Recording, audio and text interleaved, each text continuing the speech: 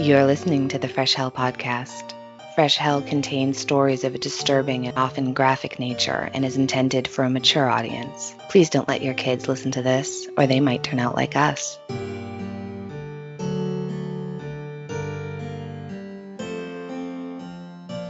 Greetings from the Bluegrass State. That's Kentucky, if y'all didn't know.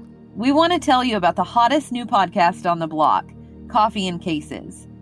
If you fancy yourself an at-home detective, If you find yourself yelling at the TV during that new true crime documentary, then you, my friend, are a certified sleuth hound. just like us. On Coffee and Cases podcast, you'll hear about the missing, the murdered, and the unsolved. But the cases you've rarely, if ever, heard about. All from the perspective of two teacher friends, rule followers, and self-proclaimed scaredy cats. Join me, Allison, And me, Maggie. each week as we take on cases that are often overlooked but are screaming for justice. Finally, a true crime podcast where you don't have to monitor the foul language. Coffee and Cases is a true crime guilty pleasure that you don't actually have to feel guilty about. Check out Coffee and Cases every Thursday for a new episode on your favorite podcasting app. Hi, I'm Annie in Boston, Massachusetts. And I'm Johanna from Austria, and you are listening to your favorite international podcast. You just heard the promo for Coffee and Cases, hosted by Alison and Maggie. Their podcast was also nominated in the Best Female Hosted category of the People's Choice Podcast Awards. So please head on over, of course after you finished our episode, and give them a listen. What else is there to say? Thank you so much for your ongoing support, your reviews, your kind messages. Thank you so much. We really appreciate everything. And of course, we want to give a shout out to our newest patrons. They are Jessie Ford, Ilse Catalan, and Mary Smith. Thank you so much to the three of you. We really are so grateful for your support. Oh, also, we are getting ready to do another batch of pin mailings. Yes. So if you've been yes. waiting for your pin ever so patiently, hopefully I'll get it out by the end of the month. If the stars align. I mean, who can say? It's a magical process. Okay. All right. Today is our second Spooky Fuckery Month episode in 2022. Last week was kind of really sad, right? It was. Next week's episode probably will also be a little bit upsetting, right, Yeah, Annie? it is. Yeah, for sure. But for this week, we decided we want to talk to you about something that might come in handy one day. We will tell you all you need to know about how you can avoid turning into an undead. What to do if you got yourself a bit of a vampire problem. Today, I will do most of the talking because Annie needs to go easy on her voice a little bit. Yeah, that's right. I got the COVID, y'all. Like last week when we were recording, I was like, wow, my voice is kind of catchy today and I'm not sure what's going on. COVID is what was going on. I dodged it for such a long time, but it finally caught up with us. Most of the family got it. We are, fingers crossed, over the worst of it, but still feeling very much like hot garbage. And I have to say, I don't recommend it. It's not like a cold.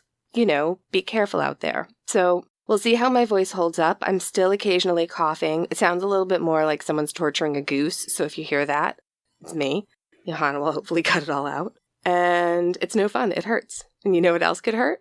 Vampires. Definitely. Also, I love the way you say the word vampire. It's one of my favorite things that you say with your accent. So I know I'm not alone in that. And I'm really looking forward to this episode. This is going to be a lighter episode, y'all. This is going to be, don't get me wrong, we are going to fill you with pub quiz facts. You are going to have so many fun facts from this episode, but this is not an episode that's going to give you nightmares.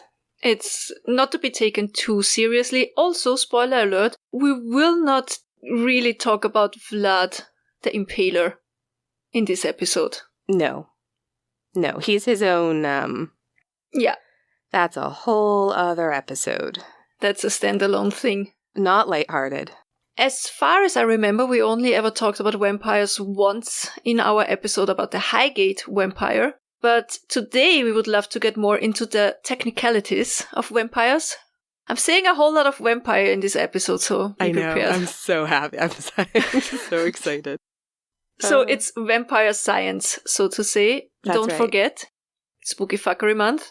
Us talking about this doesn't mean we believe in vampires or that they exist or not exist, but it never hurts to be prepared and to know things. Yeah. First, we should start out with the basics. What is a vampire? Well, according to our favorite source for short and on-point descriptions, Wikipedia, a vampire is, quote, a creature from folklore that subsists by feeding on the vital essence, generally in the form of blood, of the living. In European folklore, vampires are undead creatures that often visited loved ones and caused mischief or deaths in the neighborhood they inhabited while they were alive. They wore shrouds and were often described as bloated and of ruddy or dark countenance, markedly different from today's gaunt, pale vampire, which dates from the early 19th century.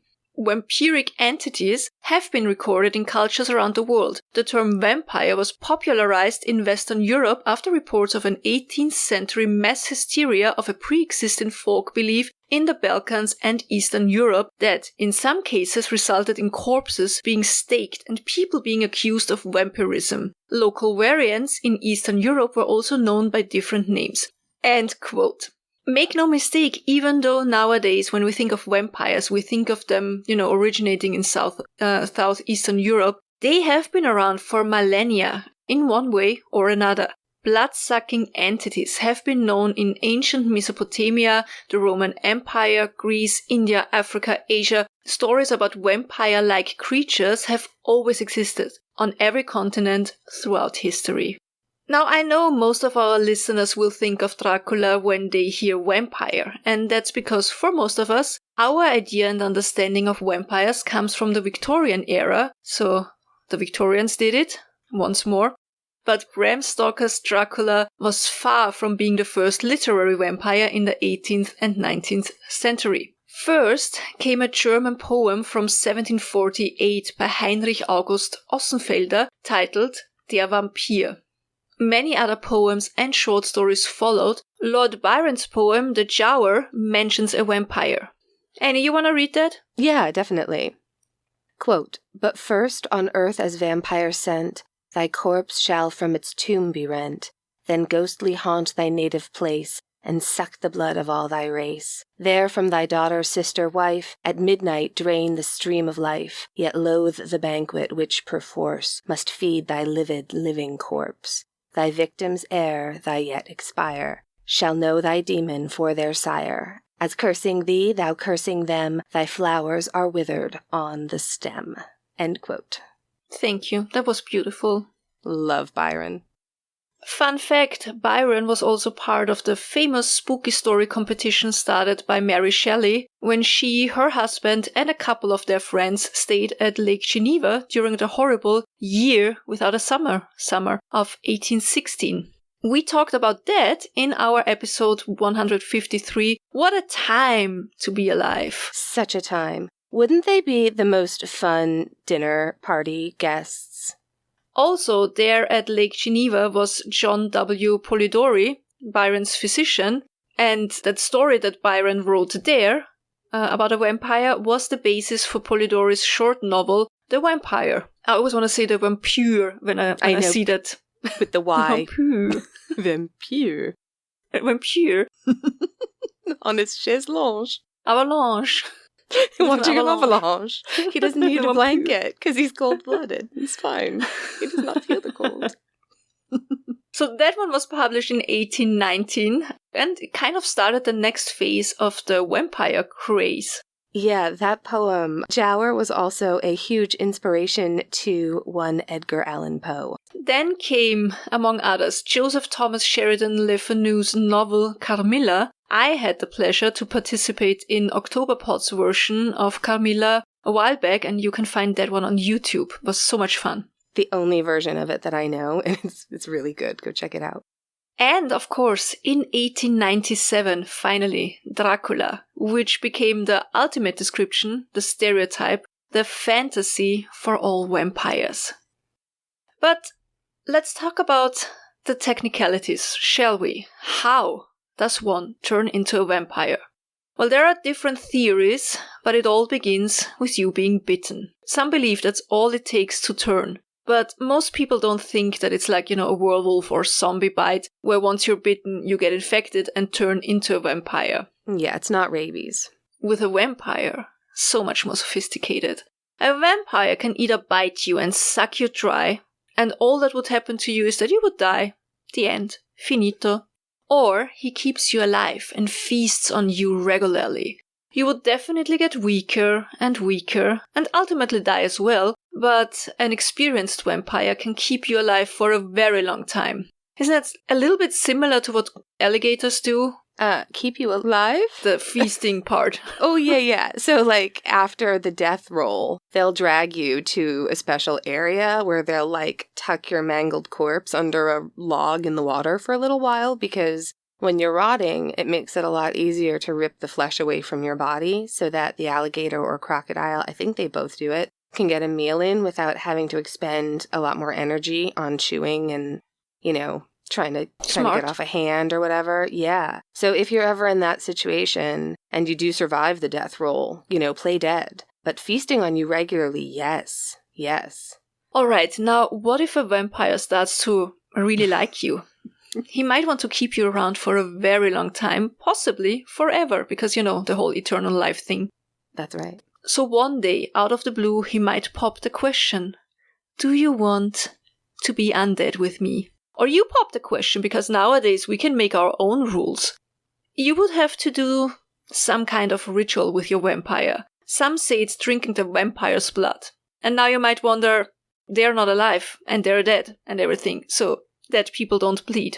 For the bleeding part, a vampire must have been feasting recently. And so you see there's a lot of logistics involved here. Other theories say that you can be born a vampire, and I guess that's what's happening with the baby in Twilight.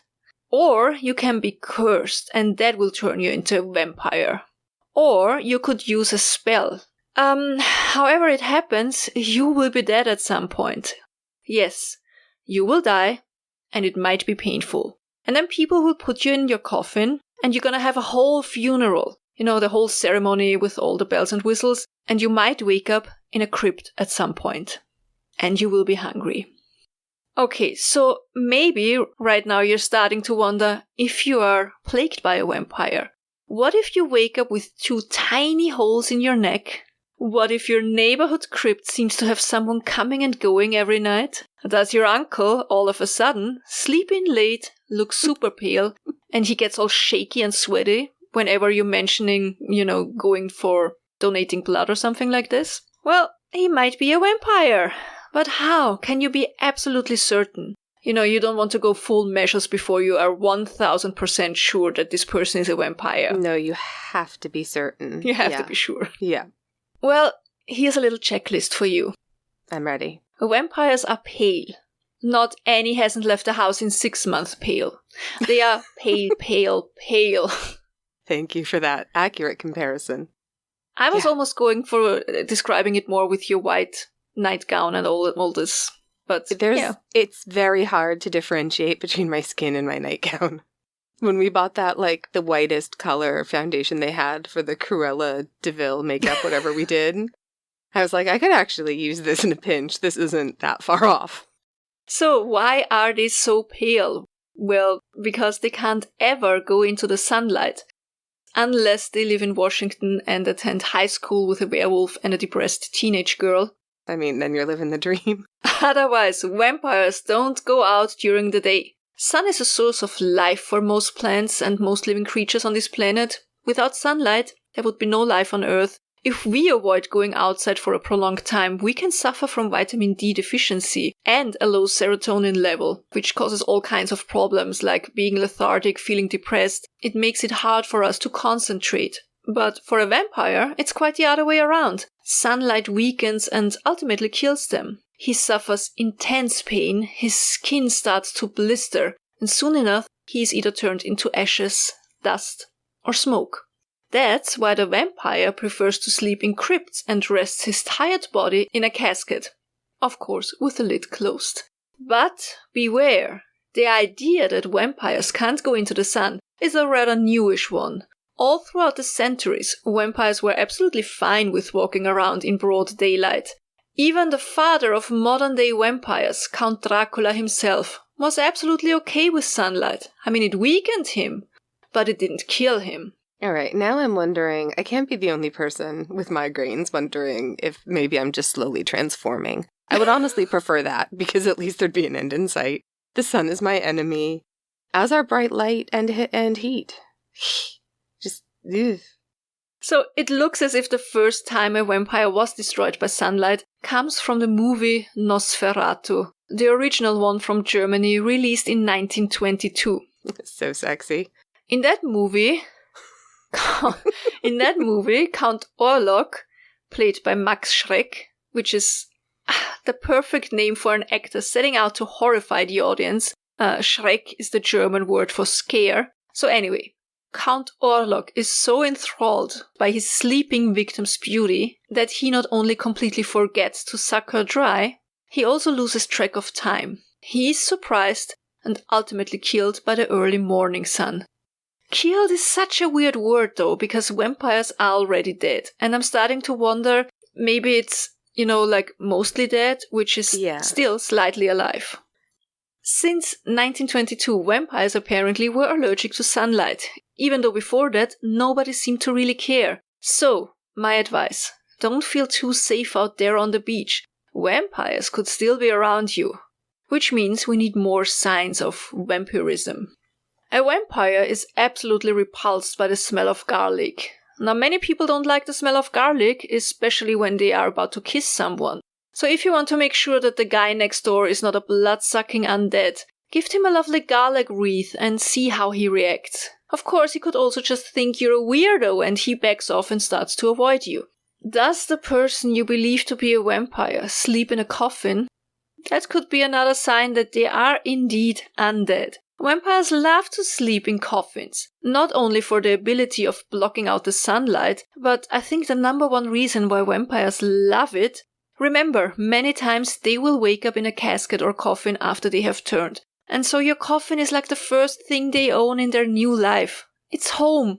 That's right, don't judge. Dracula even traveled with his coffin, but he had to have soil from his home with him. That's what gave him strength. So, coffin is a bed, good chance that the person sleeping in it is a vampire. I mean, it's not 100%. They make them with memory foam now. They could be very comfortable, but if you meet someone and you're vibing and you go back to their place and there's a coffin as a bed, ask some questions, that's all we're saying. Teeth, of course. A vampire is a predator, and he needs at least 2 sharp teeth, his fangs. Or in Orlok's case, it's his front teeth, which makes him look a bit comical, to be honest. It's like the rabbit from Monty Python. It's more of a Bunnicula vibe. True. Do you know Bunnicula, the vampire bunny? I'll talk about him later. It's fine. Yeah, fangs.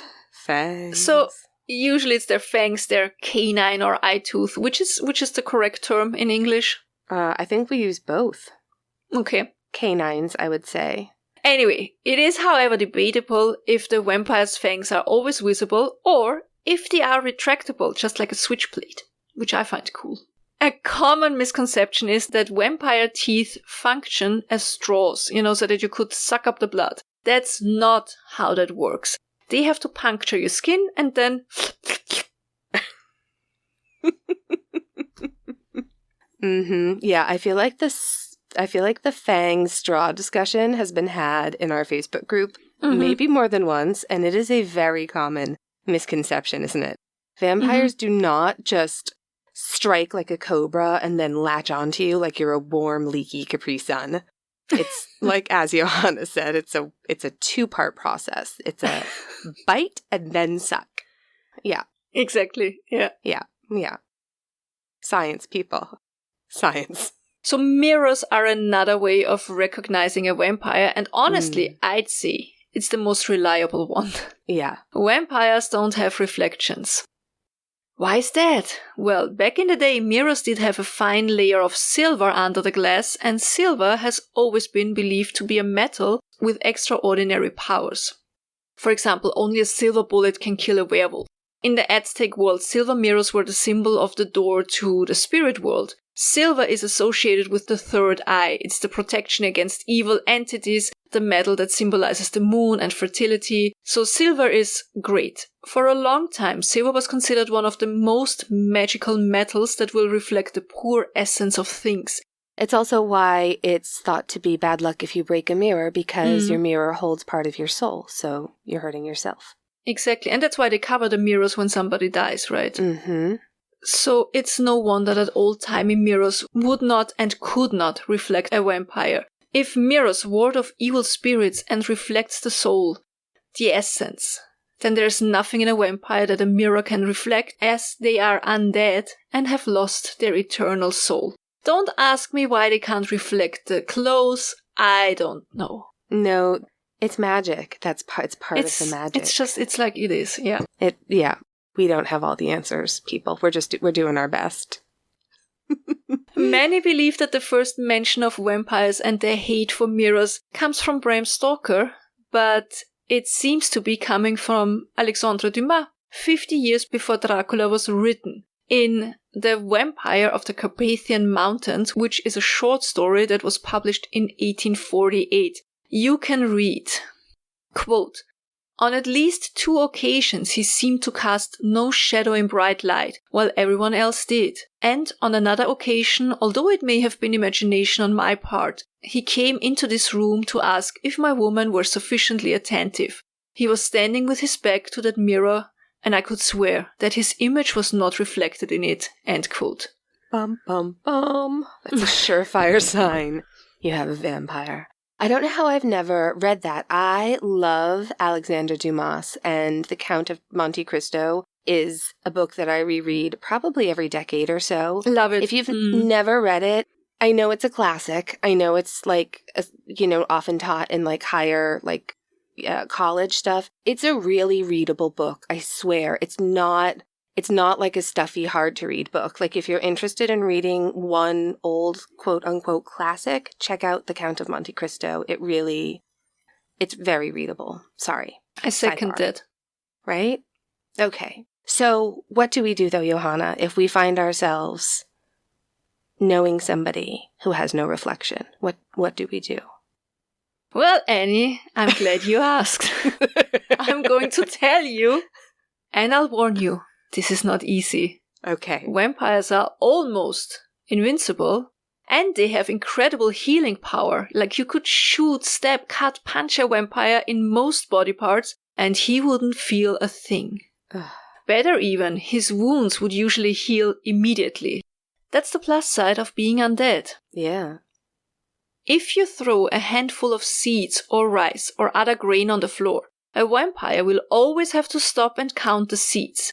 He just cannot continue in his path without knowing the exact number of seeds on the ground. One of the vampires who made a living out of this is Count von Count. I am familiar with his work. It was very instructive in my formative years. Honestly, does make me laugh. I just imagine a vampire advancing on you, and you're just like, well, looky here. I got sunflower seeds in my pocket. Surprise! And then you're just gone. What else? You need to invite a vampire in. If you're worried about a vampire breaking into your house in the middle of the night and sucking your blood, don't be. A vampire can never, ever just enter your home without your permission. That's because the threshold of a home is considered to be sacred. It is almost like this kind of spiritual barrier. It's there to protect the people inside. So a vampire might float up to your window and politely asks you to let them in. Just say no. That's it. But be careful. Simply opening your front door is enough of an invitation for some vampires. Yeah, that last bit of information has been particularly devastating in the Midwest and other areas known for being especially welcoming, don't you know? Dangerous. So, last but not least, a vampire can transform into a bat. Or he can kind of burst into 1,000 bats and just, flap, flap, flap, flap, flap off. It's the best. Flap off. If you have been listening to us for a while, you might already know that we love all animals, and we have a huge heart for bats, especially Annie. I really do. So we are not a fan of this theory because it was actually, and that's true, very harmful for the bat's reputation. Yeah. how did the bat even end up being associated with vampires? It all comes back once more to the Victorian era, but we have to step back a little bit further to the 16th century, the time when Europeans came to Central and South America and they encountered small bats, and those bats lived by sucking blood from sleeping mammals. They only come out at night and they hunt in the dark, and I think actually it's super cute. They don't fly up to you and latch onto your neck. They land on the floor, and then, they crawl over to their prey. Yeah. They're really fast on their feet. Yeah, they're so cute. So they only come out at night and they hunt in the dark. And so when the literature vampire hype started in the early to mid 1800s, people were like, oh, so these exotic bats have to be vampire bats. And that's how they ended up with that name. And to this day, the association with vampires deeply hurts bats. Yeah, so this is from Mexican News Daily. The title of the article is Vampire Bats' Maligned Reputation Hinders Efforts at Conservation. Global Warming's Effects Are Disrupting Their Crucial Role in Mexico's Ecosystems by Shannon Collins, Thursday, October 19th, 2021. Quote, bats have historically inhabited a shadowy place in the human imagination, and none more so than Desmodus rotundus, the common vampire bat. Media portrayals of vampire bat attacks, riffing on Bram Stoker-esque language, represent bats as blood-sucking monsters, terrorizing cattle and human populations alike. Dr. Rodrigo A. Medellin, a unique individual widely known as the Batman of Mexico, has a different opinion. Quote, vampire bats are a fascinating result of evolution, and we've learned a great deal about them and their contribution to biome health, as well as human medicine, he said. Even so, the widespread, pervasive effect of media misrepresentation is threatening the conservation of this misunderstood critter. Beyond their sinister name, vampire bats are, in fact, a largely unassuming species. Found mostly in the tropical regions of Mexico as well as in other parts of Central and South America, vampire bats have a number of positive roles to play in everyday ecology. Bats of all varieties, including the vampire bat, play a crucial role in the biodiversity of a range of ecosystems across Mexico. High on the list is their role as key seed dispersers and pollinators of many desert and tropical plants, including fruit trees, dozens of types of cacti, and many kinds of agave plants. You like tequila? You like bats. Sorry. Continuing. This vegetation plays an important role as habitats for a variety of other species, so changes in bat populations necessarily have an indirect biodiversity ripple effect. These days, bats are most vilified with regard to their negative contributions to public health through the transmission of disease. In Mexico, they are especially demonized as carriers of bovine paralytic rabies. In terms of vampire bats acting as rabies vectors, however, quote, we all know that we created the problem, says Medellin, a professor of ecology and conservation at the Institute of Ecology at the National Autonomous University, and a National Geographic explorer at large whose work focuses on bat conservation. Humans' largely unwarranted fear of vampire bats is mainly due to years of their use in media as figures of horror. Quote, when the Europeans came to this continent in the early 1500s with cattle and horses and pigs, we set the table for the opportunistic vampire bats, whose populations expanded greatly. Vampire bats are just one more element in this ecosystem, end quote. More broadly, Medellin argues that the parasitic feeders, such as bats and other native wildlife that concentrate around cattle grazing areas, often become easy scapegoats for the spread of diseases, when there are a number of underlying structural issues in agricultural management that are far more culpable for the voracious spread of the disease, more so than a single species could ever be. Medellin says that he has, quote, never worked harder than in the past 18 months to defend bats, right now, from unsubstantiated accusations that they gave us COVID. While there are closely related viruses in bats, the COVID virus is categorically not a descendant of the bat viruses, end quote. Only through promoting real information and sharing it with journalists, educators, decision makers, and the general public can we hope to turn the tide and do justice to these unsung heroes, the bats, end quote. So interesting. Yeah. You see, bats have been and still are blamed for many things, and that doesn't only apply to the vampire bats, but also to its relatives all over the world. So I'd say, let's stop vilifying bats. And when the article mentions that vampire bats are beneficial in the medical field, I think when they puncture the skin, they release an enzyme into the wound to thin the blood, and then they lick it like a little kitten. Mm-hmm. Anyway, this enzyme can dissolve clots in stroke patients. That's right. And they don't drain you. It's not like vampire bats are killing your livestock. It's not a chupacabra situation. Another fun fact, there are 3 kinds of vampire bat, and neither the hairy-legged nor the white are actually named after me. That's a vicious rumor. But yeah, and I'd also like to say that, the biggest risk by far for us from bats is rabies. But I would also argue that's not the bat's fault, right? Bats are the most agile of bats. They can do this cute little run on land like you were talking about before. It's so cute. They really would rather take a sip from the foot of a sleeping chicken, and their teeth are so sharp that if you're bit by one, it's pretty painless. Like, you don't feel anything. And they only take a tiny amount, like a tablespoon of blood. So they're not out there hurt, literally. They're not causing any harm. They live in groups. And if one bat can't leave the roost to feed, for whatever reason, the others will regurgitate blood for it to keep it healthy. The bats will baby bird each other, sort of, and nurse each other back to health. They're really social and loving. They have the biggest hearts in the mammal kingdom because they're the only mammal flyers. They're just social and loving and obviously so cute. But obviously, if you live in an area where you might have been bitten by a bat, they can and often do carry rabies if rabies is around where you live. So definitely call your doctor and get treatment for it if you believe that you may have been put at risk, because rabies is no joke. Now, are there different types of vampires? The answer is yes, and we're going to tell you all about them. Now, the vampire experts among you will think, of course, Johanna means sanguarian vampires, psychic vampires, energy vampires, but that's not what I mean. It is time to discuss all the different kinds of vampires and start with everyone's favorite, the seductive vampire.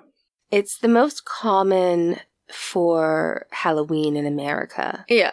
Would be sexy vampire. You just, whatever you want to be, put sexy in front of it and you'll be able to find it as a Halloween costume. Yeah. The vampire lore always has a rather sexual undertone, the biting, the sucking, the color red. Vampires are very often very seductive, some more than others, but the seductive vampire doesn't necessarily have to be the most incredibly beautiful vampire. I mean, it doesn't hurt, but it's just with humans. Seduction is about more than just good looks. The most famous example of seductive vampires, Lilith, the first wife of Adam. Now, Lilith is such an interesting figure and would definitely deserve way more time than we can give her here today, but some basic things. So, she was Adam's first wife, but according to some sources, she refused to obey Adam. She believed that men and women are created equal. So she flees the Garden of Eden. God sends 3 angels to find her and get her back. And when they find her, she refuses to return to Adam. And they tell her that for every day she doesn't return, they will kill 100 of her children. That sounds like a terrible word problem. Right? How many children could she have had? All right. I think she spawned a lot of demons. Whatever. That's getting too theological now. But by children, you mean demons then? Okay. Yeah. That makes more sense. So she refuses and takes revenge by stealing children from their cribs. She becomes somewhat of a succubus, stealing the semen of sleeping men, feasting on their blood to keep herself strong. I mean, all the semen stealing can be exhausting. Now, if you have never heard of Lilith before, her name shows up in the Bible only one time. In the book of Isaiah, where she is named as one of the 8 unclean, which meaning possessed by demons, creatures. She is named in some Hebrew texts, like the Dead Sea Scrolls, and I'm really not a theologist. I'm absolutely no expert in any of these scriptures, so I hope I didn't get it completely wrong. If I did, please forgive me. Send us a message. I think the whole blood-sucking aspect was added to Lilith's story in the 11th century and was not part of her origin story. So it's controversial if she's a vampire, if she's a demon, if she's both. She is, to this day, somewhat of a controversial figure, hailed by some as feminist icon, demonized as an evil entity by others. But she is the prime example of a seductive vampire. I'd say Gary Oldman as Dracula also comes to mind, but only after he rejuvenates on his way to London. Yeah, that rejuvenation, though, it's so good. Good stuff. The next kind is, I think, maybe you. That would be the Flamboyant Aristocrat. That's my favorite vampire type. Mine too. It's the best. Yeah. So this vampire is an extravagant dresser, is bored of eternal life, and is a hedonist through and through. They don't hunt for their prey in some dark back alley. They throw lavish parties and let the prey come to them.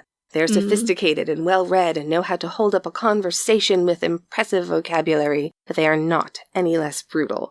Examples are Lestat from Interview with the Vampire and the Countess in American Horror Story. Yeah, I think that that's for sure that's you. You think? Yeah, I'd like to be the Flamboyant Aristocrat, but I think in reality I'm more like our next one. The depressed, regretful vampire. The depressed, regretful vampire? No. Yeah. This one feels empathy for his victims, which is true, and remorse for his decision to turn into a vampire in the first place. Or, if only he would have been strong enough to withstand the seducer. He doesn't take joy in killing his prey, but sees it as unavoidable. This type of vampire also feels a lot of self-pity and can spend his nights wandering the city streets, peeping into windows and missing the joys of human life. I think we all know that Louis from Interview with a Vampire is the prototype of the remorseful vampire. Oh, yeah. I'd argue that Edward Cullen from Twilight is another one. 100%. Right? Yeah. Yeah. Vampire ennui. It's real. It's a serious problem. But I honestly think you more the cape-wearing castle owner. So this one is the stereotypical vampire for people who grew up with old black and white movies. This one wears a long black cape with a red lining and a high collar. He transforms himself into a bat to get out of uncomfortable situations, and he sits in his castle somewhere in the Carpathian Mountains and he plays dramatic organ music, while obviously wolves howl in the distance. His victims are mostly the peasants working in the surrounding area. Best example, of course, Bela Lugosi as Dracula. Yeah, I do love a cape. You're right. And castles and wolves. I am for sure a cape-wearing castle owner vampire. Yeah, I think.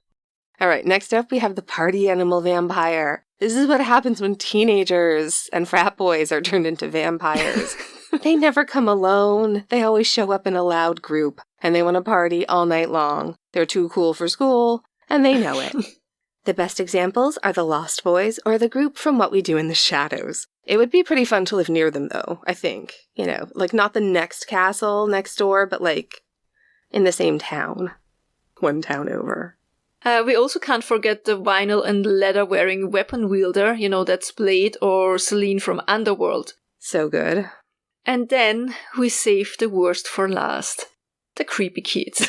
This is what happens when children are turned into vampires. What is there to say? They are creepy just like the kids in Children of the Corn or the Village of the Damned are creepy. It's this juxtaposition of innocent-looking kids who have no problem murdering you. Also, with vampires, they may look 10, but they might actually be 250 years old. Claudia from Interview with a Vampire or Ellie from Let the Right One In is the example for that one. Did we forget any important vampire category? Please let us know. We really can't wait to discuss the types of vampires in the Facebook group. This is going to be so good. We need a Myers-Briggs personality style test to see what kind of vampire you'd be. BuzzFeed has probably already created an online quiz 100%. For this. Yeah, maybe one of our Hellions can create a chart. It's good stuff. Alright, now that we know how to identify a vampire and what they could look like, we need to talk about how to get rid of them. They are undead, after all, and as we said, they have incredible strength and healing power. And you can't distract them forever by making them count rice and seeds. So, what to do if you're plagued by a vampire? Good news is, there is a way to kill them. And it's not like sunlight that might do the trick or might not. This one is foolproof. First, you need to find the vampire lair. Where is their crib? Where do they return to after feasting on blood? Found it? Good. Now, wait until the vampire returns from a hard day's night and let them go to sleep. If they just feasted, they will fall into a deep slumber. They will sleep through all the commotion. You need to bring the following things. A wooden stake, not steak. This wooden thing with the pointy end. It's best from ash or hawthorn. You also need a mallet. Make sure it has a good size and weight. You should also bring garlic, holy water, lighter fluid, a lighter, a saw and or a large and sharp knife, a snack, and some refreshment, water or a can of Coke. Yeah, just a few things. You're just gonna need a couple of things. Okay. You found the lair. You waited until the vampire is fast asleep. Get in there. Carefully open the lid of the casket or coffin. If the vampire rests in a sarcophagus, you might need to bring some friends as helping hands. Lid is open. Great. Now, take the stake and the mallet. Place the pointy end of the stake directly over the vampire's heart. If you don't know where the heart is located, please refer to anatomical illustrations. But for an easy guideline, it is located in the front of the chest. It sits slightly behind and to the left of the sternum, protected by your ribs, so you need to make sure you get in between the ribs. You need to touch the vampire. Don't worry, that shouldn't wake him up. But the next step most definitely will. Once you are sure that the stake is in the right position, grab your mallet with a firm hand. Now it's not the time to be uncertain or have unsteady hands. Raise the mallet and with a swift yet forceful swing, pound that stake into the heart. You only have one shot. Don't fuck it up. The vampire will screech, he will throw himself around. He might even try to get out of the coffin. But if you did it right, this will all soon be over, and the undead is now for sure dead. If you want to be super sure, take the saw or knife and detach the vampire's head from his body, pour lighter liquid on it, and set it on fire. Good job. Now it's time for a little snack. Obviously, we're joking about all of this. We want to make that very, very clear. You would only do this in case of a real vampire, not someone claiming to be a vampire and hurting people or killing people to drink their blood. These things have happened in the past, and if you actually suspect somebody of doing anything vampiric in nature, let law enforcement take care of it, please. Please. Please. Now, we are having a little fun today, but we would like to end this episode on a more serious note, because you are not only here to be entertained, but also to learn something. And even though vampire lore has and will exist throughout millennia on all continents, we are 99.9% sure they don't really exist. Pretty sure. But the tale of vampires has a very real background, and as it was so often in the history of mankind, it came to be by not understanding an illness. In this case, it's porphyria. Healthcareineurope.com writes in an article titled, quote, "The Medical Science Behind Ancient Vampire Myths. Porphyria is an inherited blood disorder that causes the body to produce less heme, a critical component of hemoglobin, the protein in red blood cells that carries oxygen from the lungs to the body tissues. It seems likely that this disorder is the origin of the vampire myth. In fact, porphyria is sometimes referred to as the vampire disease. Consider the symptoms of patients with porphyria: sensitivity to sunlight, extreme sensitivity to sunlight leading to facial disfigurement, blackened skin, and hair growth. Fangs. In addition to facial disfigurement, repeated attacks of the disease cause the gums to recede, exposing the teeth, which then look like fangs. Blood drinking. Because the urine of persons with porphyria is dark red, folklore surmises that they were drinking blood. In fact, some physicians had recommended that these patients drink blood to compensate for the defect in their red blood cells, but this recommendation was for animal blood. It is more likely that these patients, who only went out after dark, were judged to be looking for blood, and their fangs led to folktales about vampires. Aversion to garlic. The sulfur content of garlic could lead to an attack of porphyria, leading to very acute pain, thus the aversion to garlic.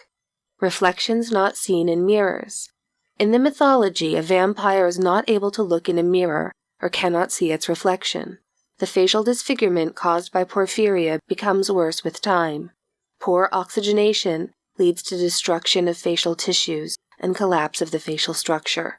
Patients understandably avoided mirrors. Fear of the crucifix. During the Spanish Inquisition, 1478 to 1834, 600 vampires were reportedly burned at the stake. Some of these accused vampires were innocent sufferers of porphyria. Porphyria patients had a good reason to fear the Christian faith and Christian symbols. Acute attacks of the disease are associated with considerable pain and both mental and physical disturbance. This condition has been ascribed to the English King George III, although subsequent analysis has shed some doubt on Porphyria as the cause of his quote-unquote madness. End quote. So, yeah, it's really a very, very serious health condition, and there have been some really interesting vampire panics around the world over the years, but that's also stories for another time. But I think now we have our vampire fundamentals covered. I think so too, yeah. I think so. Do you have a favorite? Dracula or Lestat. They are my two favorites, I think. Yours? I'm thinking Lestat, probably. Book Lestat. So many, though. So many. And we've mentioned a lot of vampire books. If you have kids or you like kids' books, and if you've never read The Tale of Bunnicula, the Vampire Rabbit, get on it. It was one of my favorite things when I was a kid. You mentioned a lot of really great vampire literature today. Another series which has a different take on vampires. They're not at all sexy. I think I've mentioned it before. It's the Kate Daniels series by Ilona Andrews. It's one of my favorite escape series, when you just want to take a break from reality. And, if you're not watching What We Do in the Shadows, watch it. And The Others with Nicole Kidman, one of my favorite spooky season movies. Something good. We got bicycles. Philip got himself a gravel bike, and I didn't want to get a bicycle for myself because I haven't been on one for probably 30 years, but he insisted. Well, he didn't insist. He asked me if I'm sure and he wants to, ride the bike with me. And I'm like, fine, okay. So he got this kind of cool gravel bike, which is kind of a mix between a mountain bike and a racing bike. But of course, I insisted on a super cute retro bike with a basket in front and one in the back, and I love it. I absolutely love it. But it's one heavy bike. Glass half full. We are using it to get fresh farmed eggs from the neighbor village, and I will get so fit if I continue to pedal uphill with this heavy-ass bike. I'm telling you that. Do you have a bell for it? Of course. What color is it? Nice. What color? It's like petrol bluish. Nice. I'm going to post a photo. What's yours? The cool weather, for sure. And then also bats. Bats. They're so important to our ecosystem. The kind most of us get, they eat their weight in mosquitoes every night, and mosquitoes are so much more likely to give you a terrible disease than a bat is. Mosquitoes are awful. Bats are wonderful. So try to like bats a little bit more. Thanks for coming to my dead talk. And just remember, think of the children. All right.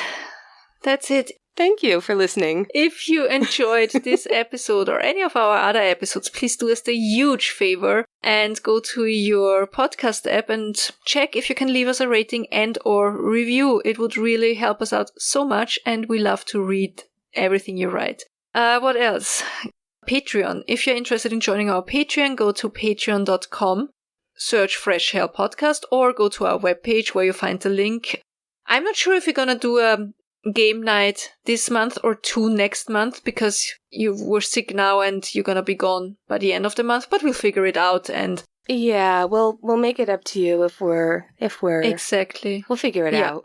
And I am gonna get those pins out. I want to wait until I'm not testing positive for COVID anymore before I touch stuff and mail things. And I'm sure I'm being overcautious, but I'd rather be overcautious. So what else? On our webpage, you also find our email address, which is freshhellpodcast@gmail.com. You can contact us there. We have a P.O. box if you want to send us things. We have a Facebook group, which is the best, most adorable, loving, caring group. They give the best advice. We have people from all over the world, from all different age groups. If you need advice on anything, that's the group to go. Our merch store, you will find the link to that on our webpage as well, which is freshhellpodcast.com. That's right. Our spooky merch is up only till the end of the month, so if you wanted some of our very limited edition spooky fuckery merch, go check it out before Halloween. Yes. Literally. I'd say that's it. Please tell your pets and your pets. Hey, we have a t-shirt that says, tell your pets we said hi. Tell all your pets, all the animals in your life, tell them we said hi, tell them we love them, tell them we miss them, hug them, cuddle them, feed them, even if it's blood. I mean, what can you do? Be kind to them. Be kind to your fellow human being. Even the vampires, I guess. Yeah. If they're cold, let them in. No, don't. Don't let them in. Don't let them in. Don't let them in. And be kind to yourself, and that's the hardest thing of all. It's so hard. It's the worst. But it's true. And if you yourself are going through hell, just flap, flap, flap off. Tschüss. That's right. Flap off. See you next week. Bye. I'm going to tell people to flap off from now on. Oi, flap off.